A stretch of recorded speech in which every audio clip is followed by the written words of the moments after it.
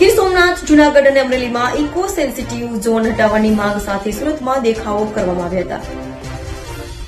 ગીર સોમનાથ, જૂનાગઢ અને અમરેલીના સુરતમાં વસતા ખેડૂત અગ્રણીઓ દ્વારા ઇકો સેન્સિટિવ ઝોન હટાવવાની માંગ સાથે સુરતમાં દેખાવ કરાયો હતો.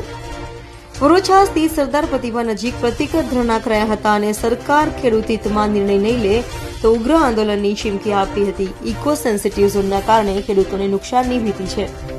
સરકાર દ્વારા ગીર સોમનાથ, જૂનાગઢ અને અમરેલીના 196 ગામડાઓમાં ઇકો સેન્સિટિવ ઝોન જાહેર કરાયો છે, જેનો ગામડાના ખેડૂતો દ્વારા વિરોધ કરાઈ રહ્યો છે. ત્યારે સુરતમાં વસતા ગીર સોમનાથ, જૂનાગઢ અને અમરેલીના ખેડૂતો દ્વારા ઇકો સેન્સિટિવ ઝોન હટાવવાની માંગ કરાઈ છે. તો પોલીસ મંજૂરી વિના કાર્યક્રમનું આયોજન કરાતા પોલીસે ધરણા કરનારાઓની અટકાયત કરી.